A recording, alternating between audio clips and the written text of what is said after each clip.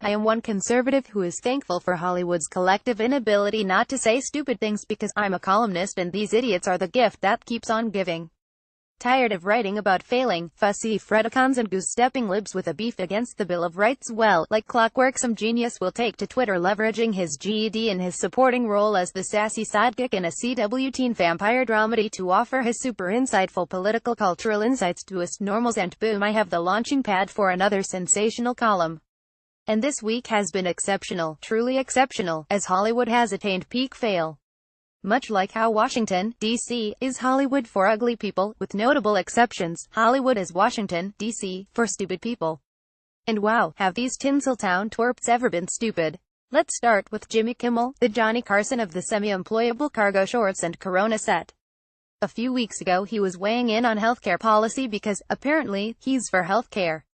Exactly what policy he's for is unclear, because when Jimmy does his thing in front of the fin-slapping trained SEAL caucus in the studio bleachers, he's not actually being about policy. He's being about posing. He's in favor of healthcare, damn it, and he doesn't care whose toes he steps on when he speaks truth to power to all those awful people who are, well, against healthcare or something. Because conservatives hate healthcare, just like they hate science.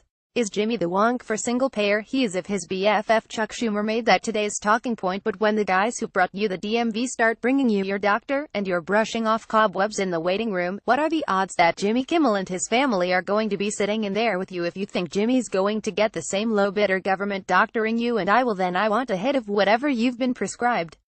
We saw a preview of single-payer in the Obama VA. It was a total disaster until Trump fought to be able to fire the hacks over the Democrats' objection, since the purpose of government healthcare is not to provide healthcare, it's to provide jobs for unionized government workers. But that won't be Jimmy's problem. It'll be ours. After Las Vegas, Jimmy got up on his late-night soapbox once again to act as Nancy Pelosi's ventriloquist dummy and regurgitate Democrat talking points about gun control. According to him, and every other rebel nonconformist late-night host, we normals are bad people since we will not immediately surrender our right to self-defense because someone who was not us murdered people. I guess none of his toadies mentioned to him that this is not a compelling argument. Remember, the goal of politicizing a tragedy like Kimmel did is never to start the conversation. It's to end the conversation by characterizing any rational counter-argument to their fascist schemes as immoral and silence all opposition, so the left can push through its agenda without the need to actually formulate an argument as to how the proposed rescission of our rights might solve the problem. But, having become woke, we normals just won't cooperate anymore with the media narrative we insist on resisting, thereby proving that we are all just like Hitler plus Pol Pot plus Nickelback. These Hollywood posers' best acting is when they are lying to our faces. Anyone want to take a bet that Kimmel's family isn't surrounded by bodyguards? Packing the same kind of heat he wants to strip from us? No, but Chat the Unicorn says there's no way a Hollywood hero could possibly be such a hypocrite. Make no mistake, Jimmy and his ilk don't hold the moral high ground. They aren't even on the map. Like a lot of normals, I have a humanitarian service medal somewhere in my closet that I got for actually helping folks, and I did some other stuff too. Where was Jimmy when it was time to do, not talk? None of us need to be lectured to on caring about other Americans by a guy best known for hosting pneumatic bimbos bouncing on a trampoline. While we're on the subject of these Hollywood hacks' bizarre sense of entitlement to judge us, there's Brie Larson, a starlet who apparently won an award on an awards show IDIDNT watch for a movie IDIDNTC. The fancy cheese monickered ingenue, who shares the same kind of muted, generic, non-threatening white girl prettiness of fellow half-wit Jennifer Lawrence, recently tweeted this masterpiece of the genre. Merely smiled at a TSA agent and he asked for my phone number. To live life as a woman is to live life on the defense. Wow, I'm in awe. That's the ultimate encapsulation of liberal feminism for dummies that you see spouted by the likes of Lena Dunham when her ma isn't full of muffins. To paraphrase Ash the Robot in Alien, its structural perfection is matched only by its presumption and stupidity. Where to begin? Is it the underlying pulsating indignation that someone she perceived as a low-status worker dared to think that he could address Her Majesty? She bequeathed a smile upon him. You call that uppityness? Gratitude? And then there is her playing not merely the victim card but the whole silly deck. To live life as a woman is to live life on the defense. Whoa.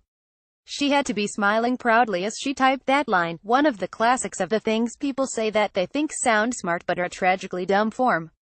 You just know she's never spared a moment thinking of what her sisters in Saudi Arabia or Afghanistan endure. Instead, this dizzy phony takes someone being nice to her and turns it into her own personal acid splash. Yeah, Bree is the real hero. Where's her parade if they ever met? I bet, noted Hillary donor Harvey Weinstein. Didn't merely ask for Bree's number. We know Ashley Judd met him though, and she's bravely revealing how the shrubbery to filing Hillary donor Harvey Weinstein as a perverted dirtbag 20 years later, when her career is circling the drain and he's not of any use to her anymore. This courageous slam poet, who donned a gyno cap to fight the power after Trump won the election, I still so love writing that, actually did several movies with Hillary donor Harvey Weinstein after their close encounter of the lewd kind. But hey, he gave a ton of dough to Felonia Von Pantsuit and he's cool with icing fetuses, so what's a grope between fellow travelers? Anyway, Hillary donor Harvey Weinstein is now promising his liberal pals to redeem himself by taking on the NRA. Better make sure whoever tends the plants at the NRA's offices is ready for a biohazard. The revelations of Hillary donor Harvey Weinstein are only revelations to us normals. Everyone in Hollywood knew about Hillary donor Harvey Weinstein's perversions. But then, they knew about blue dress Bill Clinton's perversions too. Apparently all these big-name liberals shared both a contempt for women and incredibly bad aim. I guess we should all be glad that Hillary donor Harvey Weinstein doesn't like cigars. Regardless, the Hollywood crowd could have shown a little courage and kept other women from being victimized. But they didn't. Yeah, Ashley the uber-feminist sure was brave speaking out post-November against the guy who didn't molest her and couldn't harm her running on fumes career. I am woman, hear me not roar, because I calculated it's to my career advantage not to roar even if it means sacrificing some sisters along the way. The hell with Hollywood.